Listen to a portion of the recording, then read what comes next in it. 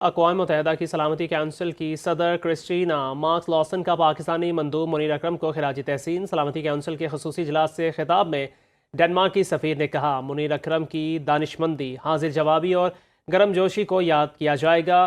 انہوں نے منیر اکرم کے لیے مستقبل میں نیک خواہشات کا اظہار بھی کیا۔ اس سے قبل اقوام متحدہ کے سیکرٹری جنرل اینٹونیو گوتریس نے بھی منیر اکرم کو کثیر الجہتی سفارتکاری میں نمایاں خدمات پر خراج تحسین پیش کیا۔ منیر اکرم نے 2019 میں اقوام متحدہ میں پاکستان کے مستقل مندوب کی حیثیت سے اپنی ذمہ داریاں سنبھالی۔ وہ مارچ کے آخر میں اپنے عہدے سے سبکدوش ہو جائیں گے۔ منیر اکرم کو سفارتی خدمات پر ہلال امتیاز کے اعزاز سے بھی نوازا جا چکا ہے۔ یورپ کے مصروف ترین ہوائی اڈے ہیتھرو ایئرپورٹ پر ہوائی آپریشن جزوی بحال۔ پروازوں کی مکمل بحالی کے لیے کام جاری۔ گزشتہ روز سب اسٹیشن میں آگ لگنے کے سبب لندن کے ہیتھرو ہوائی اڈے کو بجلی کی فراہمی معطل ہوئی اور بیک اپ ٹرانسفر بھی بوجھ برداشت کرنے کے لیے ناکام رہا، جس کے سبب 3 لاکھ سے زائد مسافروں کو مشکلات کا سامنا کرنا پڑا۔ ہیتھرو ہوائی اڈے کے چیف ایگزیکٹو تھامس والڈبائے نے مسافروں سے معافی مانگ لی۔ یورپ کے مصروف ترین ہوائی اڈے ہیتھرو ایئرپورٹ پر ہوائی آپریشن جزوی بحال۔ پروازوں کی مکمل بحالی کے لیے کام جاری۔ گزشتہ روز سب اسٹیشن میں آگ لگنے کے سبب لندن کے ہیتھرو ہوائی اڈے کو بجلی کی فراہمی معطل ہوئی اور بیک اپ ٹرانسفر بھی بوجھ برداشت کرنے کے لیے ناکام رہا، جس کے سبب 3 لاکھ سے زائد مسافروں کو مشکلات کا سامنا کرنا پڑا۔ ہیتھرو ہوائی اڈے کے چیف ایگزیکٹو تھامس والڈبائے نے مسافروں سے معافی مانگ لی۔ استنبول کے میئر اکرم امام اوغلو کی گرفتاری کے خلاف احتجاج کا سلسلہ جاری۔ امام اوغلو کی رہائی کا مطالبہ کرتے ہزاروں افراد سڑکوں پر نکل آئے۔ دارالحکومت استنبول کی سڑکوں پر پولیس اور مظاہرین آمنے سامنے۔ پولیس نے مظاہرین کو روکنے کے لیے ربڑ بلیٹ، واٹر کینن، آنسو گیس کے شیل اور پیپر اسپرے کا استعمال کیا۔ متعدد مظاہرین زخمی، درجنوں کو گرفتار کر لیا گیا۔ میئر استنبول نے اپنے بیان میں کرپشن اور دہشت گرد گروہ کی مدد کرنے کے الزامات کو سختی سے مسترد کر دیا۔ ٹرمپ انتظامیہ کا بائیڈن دور حکومت کا کفالت پروگرام ختم کرنے کا فیصلہ۔ اس پروگرام کے تحت کیوبا، ہیٹی، نکاگوا اور وینزویلا کے تارکین وطن کو امریکہ میں قانونی حیثیت دی گئی تھی۔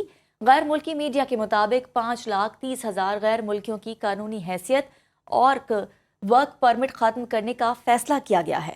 ہوم لینڈ سیکیورٹی حکام کا کہنا ہے ان تمام افراد کو امریکہ چھوڑنے کے لیے 30 دن کا وقت دیا گیا ہے۔ 25 اپریل سے ان تمام افراد کی گرفتاریاں شروع کر دی جائیں گی۔ ٹرمپ انتظامیہ کا بائیڈن دور حکومت کا کفالت پروگرام ختم کرنے کا فیصلہ۔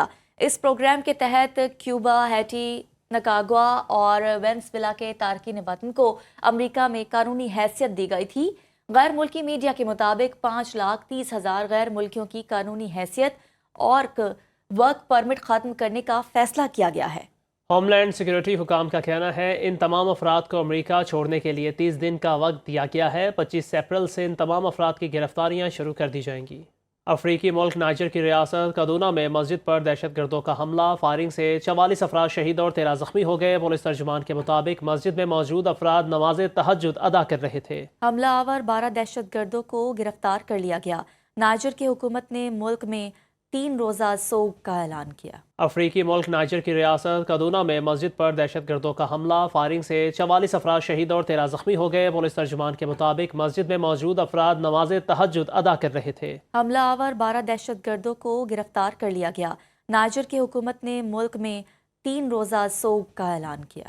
روس اور یوکرین کے درمیان بہت جلد مکمل جنگ بندی ہوگی۔ معدنیات، پاور پلانٹس اور زمین کی تقسیم سے متعلق معاہدوں پر کام جاری ہے۔ امریکی صدر ڈونلڈ ٹرمپ کی اوول آفس میں صحافیوں سے گفتگو کہتے ہیں، ہر لحاظ پر امید ہوں، فریقین آمادہ ہو جائیں گے، امن میں سب کی بھلائی ہے۔